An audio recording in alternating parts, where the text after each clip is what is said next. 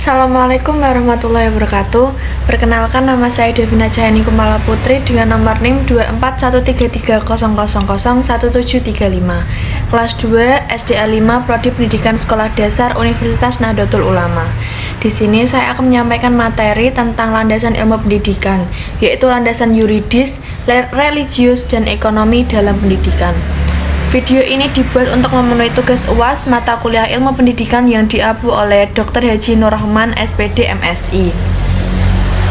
Yang pertama yaitu landasan yuridis dalam pendidikan. Landasan yuridis dalam pendidikan merupakan dasar hukum yang memberi legitimasi terhadap semua aktivitas pendidikan. Tanpa dasar hukum, sistem pendidikan tidak akan memiliki arah yang jelas dan dapat menimbulkan ketimpangan pelaksanaan. Di Indonesia, landasan yuridis utama pendidikan adalah Undang-Undang 1945, terutama pasal 31 yang menegaskan bahwa setiap warga negara berhak mendapatkan pendidikan dan pemerintah wajib menyelenggarakan sistem pendidikan nasional. Selain Undang-Undang 1945, landasan hukum penting lainnya adalah Undang-Undang Nomor 20 Tahun 2003 tentang Sistem Pendidikan Nasional atau Sisdiknas. Undang-undang ini mengatur secara komprehensif tujuan, prinsip, pelaksanaan, dan evaluasi pendidikan nasional. Dalam Undang-Undang Sisdiknas ditegaskan bahwa pendidikan bertujuan mengembangkan potensi peserta didik agar menjadi manusia yang beriman, bertakwa, berakhlak mulia, sehat, cakap, kreatif, dan mandiri. Ini menunjukkan bahwa hukum tidak hanya mengatur teknis, tetapi juga nilai-nilai yang harus dibangun.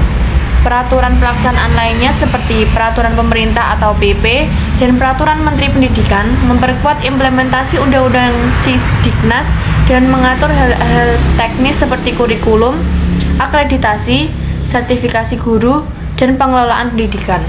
Pendidikan formal, non-formal, dan informal semua berada dalam ruang lingkup pengaturan hukum. Ketiga jalur pendidikan tersebut mendapat pengakuan hukum yang sama dalam membentuk kepribadian bangsa. Peraturan daerah atau Perda juga dapat menjadi bagian dari landasan yuridis pendidikan, terutama dalam konteks otonomi daerah. Pemerintah daerah dapat menetapkan kebijakan pendidikan yang sesuai dengan kondisi lokal sepanjang tidak bertentangan dengan hukum nasional. Aspek hukum juga menyangkut hak dan kewajiban siswa, guru, orang tua, dan lembaga pendidikan. Misalnya, larangan diskriminasi dalam akses pendidikan atau kewajiban guru untuk menjalankan tugas dengan profesional. Penegakan hukum dalam bidang pendidikan menjadi penting untuk menjamin keadilan dan kualitas pendidikan.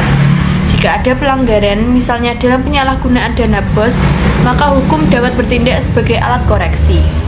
Keseluruhan sistem hukum pendidikan ini menjadi kerangka kerja legal yang memastikan proses pendidikan berjalan secara teratur, adil, dan sesuai dengan arah pembangunan nasional. Yang kedua yaitu landasan religius dalam pendidikan.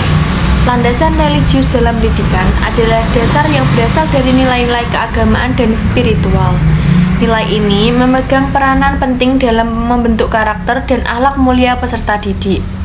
Dalam Islam, pendidikan adalah perintah langsung dari Allah SWT sebagaimana ditegaskan dalam surat Al-Alaq ayat pertama yang berbunyi Iqra, yang artinya Bismi Rabbik, yang mengajak umat manusia untuk membaca dan belajar dalam rangka mengenal Tuhan. Nilai religius mendorong peserta didik untuk tidak hanya menjadi cerdas, tetapi juga memiliki kesadaran moral dan spiritual dalam setiap tindakan. Pendidikan tidak hanya berorientasi pada dunia, tetapi juga akhirat. Pendidikan berbasis nilai agama juga tercermin dalam tujuan pendidikan nasional yang mencantumkan iman dan takwa kepada Tuhan Yang Maha Esa sebagai fondasi awal dalam pengembangan potensi peserta didik. Indonesia yang multikultural dan multiagama menjadikan pendidikan religius sebagai bagian integral dalam kurikulum. Mata pelajaran pendidikan agama diajarkan sesuai agama yang dianut peserta didik. Sekolah dan institusi pendidikan berbasis agama seperti madrasah, pesantren, sekolah Kristen, Katolik, Hindu, Buddha, dan lainnya berkembang sebagai wujud implementasi nilai-nilai religius dalam sistem pendidikan. Nilai-nilai religius menciptakan lingkungan belajar yang mengedepankan toleransi, tanggung jawab, kejujuran, kerja keras, dan saling menghormati. Hal ini mendukung terciptanya masyarakat yang damai dan beretika. Dengan demikian, landasan religius tidak hanya memperkuat identitas spiritual individu, tetapi juga membentuk karakter bangsa yang beradab dan memiliki integritas dalam kehidupan sosial dan profesional. Yang ketiga yaitu landasan ekonomi dalam pendidikan. Landasan ekonomi dalam pendidikan mengacu pada hubungan timbal balik antara pendidikan dan pembangunan ekonomi. Pendidikan dilihat sebagai investasi yang menghasilkan sumber daya manusia berkualitas. Masyarakat yang memiliki tingkat pendidikan tinggi cenderung memiliki kemampuan ekonomi yang lebih baik. Pendidikan memungkinkan seseorang memperoleh pekerjaan, berwirausaha, dan meningkatkan taraf hidupnya. Negara lain yang ingin berkembang harus menyadari pentingnya investasi dalam sektor pendidikan. Pendidikan yang berkualitas akan menciptakan tenaga kerja yang produktif dan inovatif, yang mendorong pertumbuhan ekonomi. Pemerintah Indonesia telah menetapkan alokasi 20% dari dana APBN dan dana APBD untuk sektor pendidikan. Ini adalah bukti bahwa pendidikan dianggap sebagai sektor strategis dalam pengembangan ekonomi nasional. Dalam konteks mikro, pendidikan memberikan bekal keterampilan atau skill yang sesuai dengan kebutuhan pasar kerja.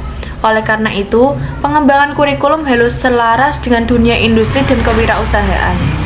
Pendidikan vokasi dan pendidikan tinggi berbasis kompetensi menjadi salah satu strategi untuk meningkatkan daya saing tenaga kerja Indonesia, khususnya dalam menghadapi tantangan ekonomi global. Kesimpulannya, landasan ekonomi dalam pendidikan mendorong terciptanya masyarakat yang sejahtera, mandiri, dan berdaya saing yang tinggi. Pendidikan bukan hanya pengeluaran negara, tetapi merupakan investasi jangka panjang yang hasilnya akan dinikmati oleh generasi mendatang. Sekian yang bisa saya sampaikan mengenai materi ini. Untuk tugas UAS, kurang lebihnya saya mohon maaf. Wassalamualaikum warahmatullahi wabarakatuh.